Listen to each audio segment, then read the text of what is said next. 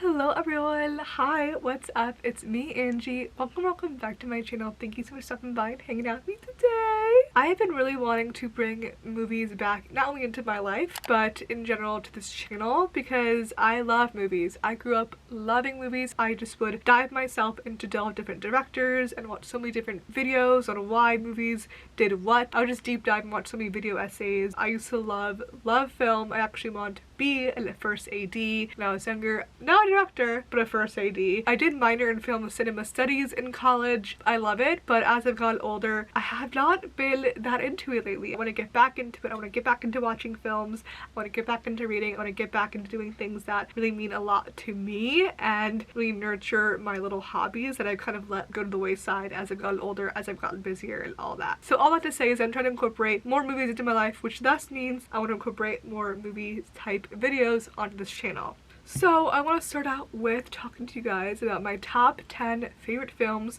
of all time right now. These are subject to change as I get older, as I watch different things, as my mind changes, but for right now these are my top 10 favorite films of all time. And if you want to check out my Letterboxd, I'll have that linked in the description for you to check out. I've been trying to use it more often. I've been trying to make sure I log and rate all the films I'm watching, trying to get through my watch list and get through all the films I've been wanting to watch but I haven't watched yet. All that, including this list that I'm about to tell you guys, is on my Letterboxd. If you want to follow me, I'd love to follow you back. I have a list on Letterboxd that's called My Faves, which is my top 10 films plus some honorable mentions. I'm gonna go off from number 9 and work my way up to my number 1, and of course you'll find out what my top 4 are. My top 4 here are also my top 4 on my Letterboxd profile. If you want to comment down below what your top 4 movies that would be on your Letterboxd, I would love it to know. So without further ado, let's just jump into it. I was really struggling to try to figure out this order of these films. I changed it a million times. I think this is where I want to put it, but number 10 was so hard for me to figure out what I wanted to put in there. Right now I have Dead Poet Society as number 10. That could change, but I do just love Dead Poet Society. It's just a gem of a film. It just sparks something in me. It just makes me feel a way. Oh, I don't know what way, but it makes me feel, maybe it's inspiring. I don't know. It kind of makes me want to cry too. It's just a beautiful film. We're on to number 9. Number 9 is Moonlight. This film is probably, I think, a perfect film. I remember watching this film and just being so moved by it. I feel like I just was sucked into this film, and towards the end I kind of zoomed back out. I was like, oh wait, I'm like not hypnotized anymore. This film just creates such a world. It's just, it feels so real and the characters are so human. It's just a beautiful, tender story. I could like literally get goosebumps thinking about it, and it deserved that freaking Oscar. Okay? Moonlight to me just deserves every praise, every award. It just is a perfect film. It is a 5 out of 5 stars for me on Letterboxd, and I do not give out my 5 stars very often. To get a 5 star, it's a lot. A lot of films are 4 stars, a lot of films are 4.5 stars, but very few, in my opinion, are 5 stars, and Moonlight is that. It is a perfect film. Number 8 is Little Women.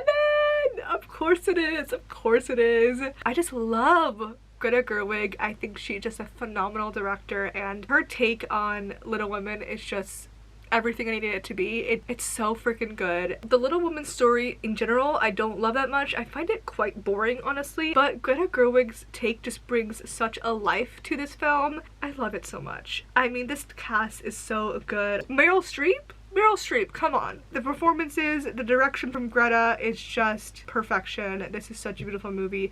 It is 5 stars for me. Number 7 is kind of controversial take here. I think a lot of people don't like saying that this is one of their favorite films because it is a bit of a controversial film. I read the book, I fell in love with the book, and I loved the movie. I saw the movie like 3 times in theaters. This film introduced me to Timothée Chalamet, and I became obsessed with him and have been ever since. It's just, I think, a beautiful film about love. If you haven't caught on, the film I'm talking about right now is Call Me By Your Name. Luca Guadagnino is just such a extraordinary director. I love all his films. Actually, I haven't seen all his films, but from what I have seen, I love. He doesn't reappear on this list. This film I think is just so beautiful. You really feel the emotions in this film. You feel the regret. You feel the heat. You feel that Italian summer heat in this film. There's little moments not only in the writing and the directing and the performances, but these little moments of like the Italian countryside, and everything just shines in this film with a different type of shine that I've ever seen before. It's actually 5 stars for me. Alright, we're on to number 6. Number 6 is another Greta Gerwig film. It is Lady Bird! I love Lady Bird. I know it's such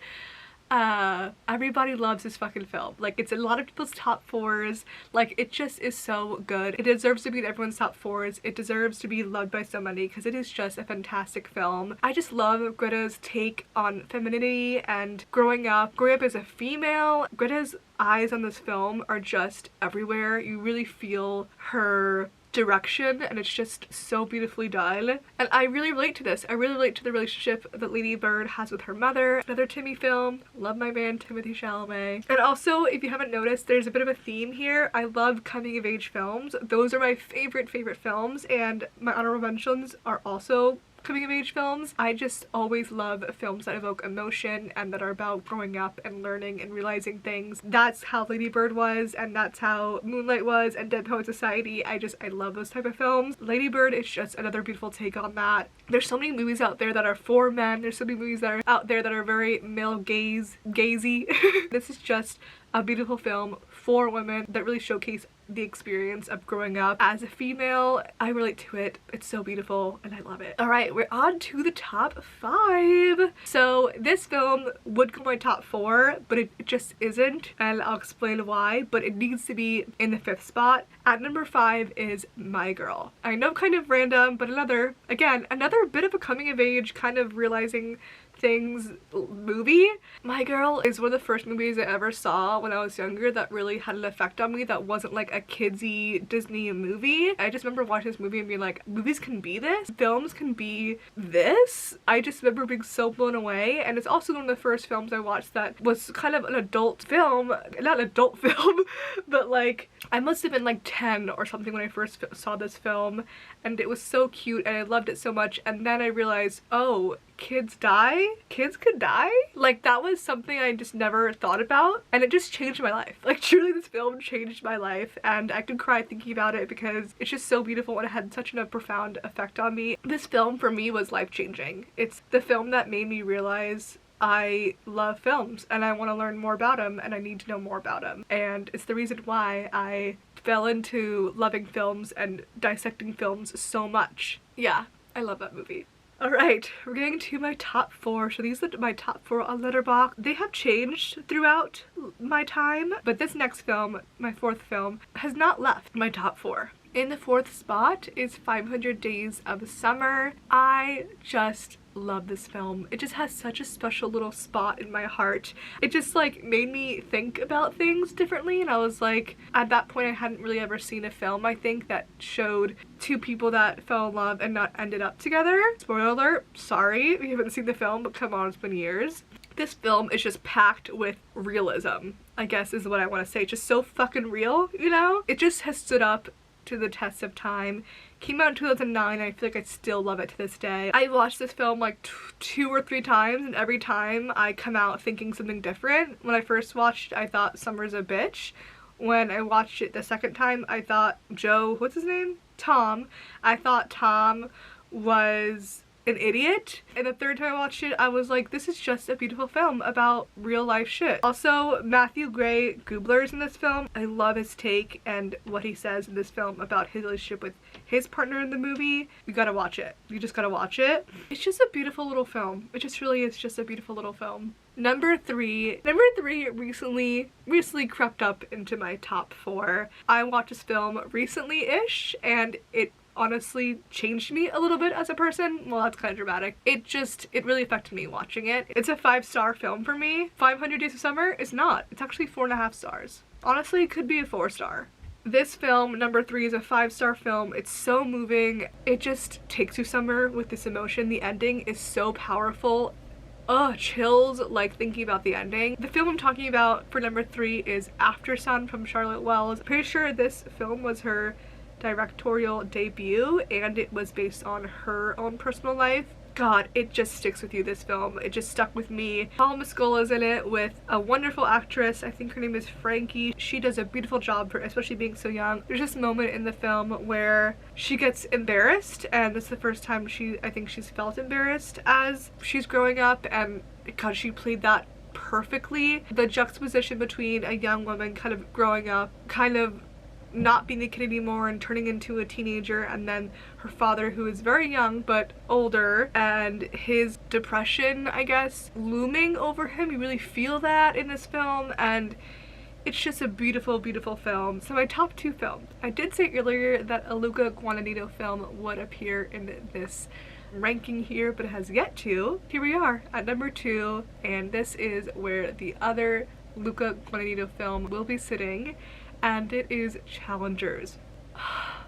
I love this film. It was a hyperfixation film for me. Same was 500 Days of Summer, to be honest. Challengers, I literally bought merch. This is from Etsy. This says the New Rochelle Challenger, presented by Phillips Tire Town. If you've seen the film, you know. I also have the I Told Ya shirt from the film. I love this film. It makes you feel alive. So rich in acting. It's so vibrant in the music. The score is insane. It's a film that kind of makes you laugh and giggle, like really feel it. You feel that like athletic hunger in this film, but you also feel the realism in it with the performances and the writing and the direction. It's horny, which I also love, but there is no sex in it, which I also love. Honestly, the sex in this film is on the court. It's in the arguments. It's so pent up. It's so good! And it's in the number 2 spot. It's close to a perfect film in my opinion. It's a 5-star film. My number 1 spot, this has been my number 1 spot since I saw it. It was also a hyperfixation film when I first saw it. I just have loved this film since the moment I saw it. David Fincher's directing is phenomenal.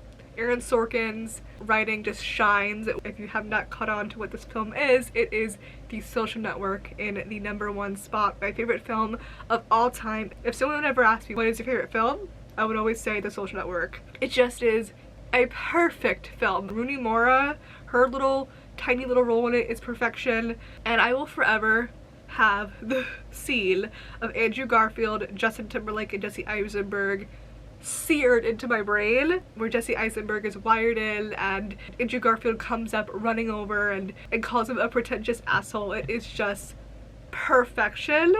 Mark! He's wired in. Sorry? He's wired in. Is he? Yes. How about now? You still wired in? I think we were gonna let you parade around in your ridiculous suits pretending you were running this company. Sorry! My Prada's at the cleaners! Along with my hoodie and my fuck you flip-flops, you pretentious douchebag! So you better lawyer up, asshole. Cause I'm not coming back for 30%. I'm coming back for everything. Here's your $19,000. I wouldn't cash it though. I drew it on the account you froze. I like sitting next to you, Sean. Makes me look so tough. Not to mention, Brenda's song is in this film. What a fun little moment. I just love this film so much. I love it. I love it. So that is my top 10 films. Oh fuck, I was totally gonna like talk about some honorable mentions before my first film to keep you like lingering a little bit longer, and I totally forgot. But I guess I'll mention that quickly right here, right now. Some honorable mentions is Donnie Darko. Love that film. Fucking crazy film. To this day, do not understand it. 8th Grade from Bo Burnham is a surprise love for me. I've never seen a film encapsulate my experience of a child in middle school ever, and this film does it so beautifully. Requiem for a Dream is like a gut punch.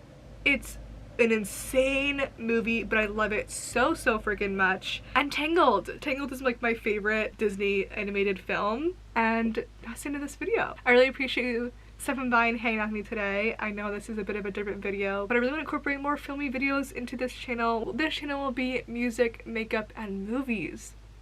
Perfect. I don't think I'm going to be doing reactions to films or TV on this channel. I just want to keep that kind of for myself and not really like have to like worry about making sure I'm watching the newest and coolest talked about thing on this channel. But I will make videos surrounding different films. They just won't really be reaction videos. I will of course continue doing my music reaction videos on this channel. That's it. I hope you guys enjoyed this video.